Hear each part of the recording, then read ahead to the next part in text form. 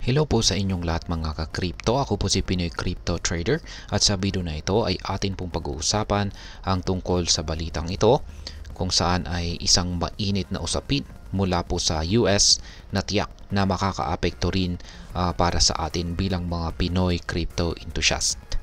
Yan, ang balitang ito ay tungkol po sa unang subcommittee ng US Senate kung saan ay eksklusibong nakatuon sa cryptocurrency. Sa balitang ito, malalaman po natin kung bakit mahalaga ang pagbuo ng subcommittee ito, sino po ang mamumuno dito at ano po ang implikasyon nito sa global crypto landscape kasama na ang epekto nito sa atin bilang mga Pilipino. At ayan, bago po tayo magpatuloy ay nais ko lamang po munang bigyang linaw ang aking disclaimer kung saan ang nilalaman po ng video na ito ay hindi po ito isang financial advice. For education and information purposes lamang po ang layunin nito. Yan, umpisahan po natin sa kung ano po ang Senate Crypto Subcommittee at bakit po ito itinatag. Ayan, ayon po sa ulat ng Fox Business Journalist na si Madam Eleanor Terrett, ang US Senate ay bumubuo ng kauna-unahang subcommittee na eksklusibong magpo-focus sa industriya ng cryptocurrency. Ang subcommittee ito ay magiging bahagi ng mas malaking Senate Banking Committee na pinamumunuan ni Senator Tim Scott. Ngayon, ay bakit nga ba ito mahalaga? Ang industriya ng crypto ay mabilis po kasi na lumalago. Ngunit kaakibat nito ang iba't ibang issue gaya po ng regulation, security at ang paggamit sa money laundering. Dahil dito, kinakailangan po ng gobyerno ng US na magkaroon ng mas formal at saka dedikadong oversight upang masolusyonan ang mga isyong ito. Sa madaling salita, ang subcommittee ay parang special na team na tututok sa mga bagay na may kinalaman sa crypto. Ayan. Ngayon ay sino po ang mamumuno sa crypto subcommittee na ito? Ayon po kay Madam Terrett, ang pinipiling mamuno sa subcommittee na ito ay walang iba kundi si Senator Cynthia Lummis mula po sa Wyoming. Isa po siyang kilalang pro-crypto advocate. Si Senator Lummis ay tinaguri ang Senate Crypto Queen dahil sa kanyang mahabang suporta sa cryptocurrency. Kaya yan, meron pong ilang mga interesting facts tungkol sa kanya. Ayan. Si Madam Lummis ay ang unang senador sa US na nagmamay-ari ng Bitcoin kung saan ay binili po niya noong taong 2013 matapos itong irekomenda ng kanyang manugang.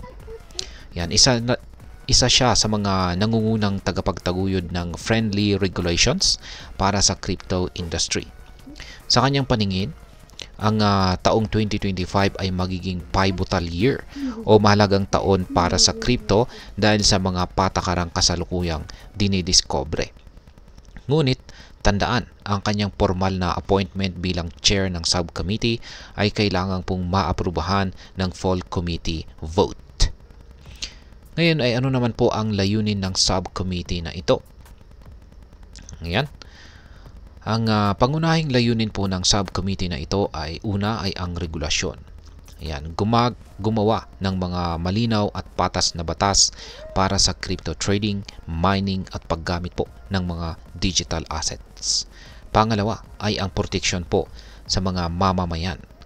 Siguraduhin po na protektado ang mga crypto investors mula sa scams at saka fraud. At ang panghuli ay ang pag-unlad o development ng industriya. Yan, suportahan po ang paglago ng cryptocurrency sa isang paraan na hindi masyadong mahigpit, ngunit sapat upang maiwasan ang ilegal na aktibidad. Ngayon ay ano naman po ang kahalagahan ng Pro-Crypto Congress? Ayan. Ang kasalukuyang 119th United States Congress ay itinuturing po na pinaka-pro-crypto sa kasaysayan ng US. Sa kabuuan ay 298 na miyembro ng Kongreso ang nagpapakita po ng suporta sa crypto.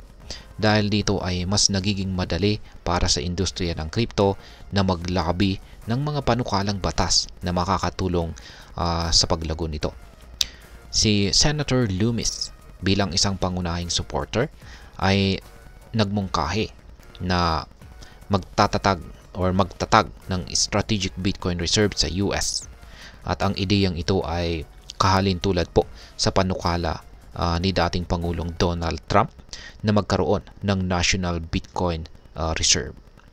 Kaya ngayon ay ano naman ang posibleng maging epekto nito dito sa Pilipinas. Yan, bilang mga Pinoy crypto enthusiast, ano po ang connection nito dito sa ating bansa.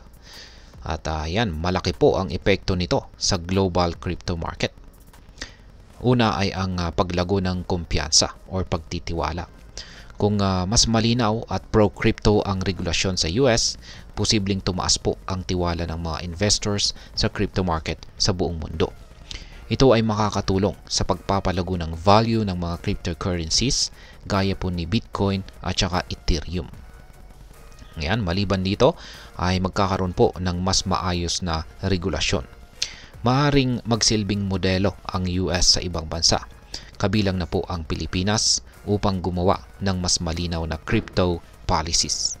At ang panghuli ay ang pagkakataon para sa mga Pinoy startups. Ayan, kung magiging mas stable ang industriya, mas marami pong oportunidad para sa mga Pilipinong negosyante na sumali sa crypto at blockchain ecosystem. Ngayon ay ano naman po ang aking masasabi tungkol dito? Ang pagtatatag ng Senate Crypto Subcommittee ay isang positibong hakbang. Pinapakita nito na handa na ang US na seryosohin ang crypto bilang isang lehitimong industriya. Para sa akin, ito po ay hindi lamang para sa proteksyon ng mga investors, kundi pati na rin para sa mga mas matibay na kinabukasan ng digital finance. Bilang mga Pinoy, mahalaga na maging mapanuri at edukado tayo sa mga ganitong balita. Kung may mga bagong regulasyon na ipatutupad ang ating gobyerno sa hinaharap, handa po tayong umangkop at maging bahagi ng mabilis na pagbabagong ito.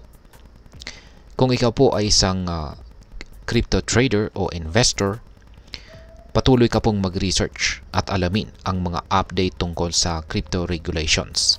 Hindi lamang po sa Pilipinas, kundi pati na rin sa iba't ibang bansa. Sapagkat ang mundo po ng cryptocurrency ay mabilis magbago at ang ating kaalaman ang siyang magpapalakas ng ating posisyon sa market. At ayan, hanggang dito na lamang po tayo sa video na ito mga ka-crypto. Sana po ay inyong nagustuhan ang aking paliwanag sa video na ito. Kung inyo po itong nagustuhan, pag-click lamang po ang like button nito. Marami pong salamat sa panonood, ingat po tayo lagi at God bless po sa ating lahat.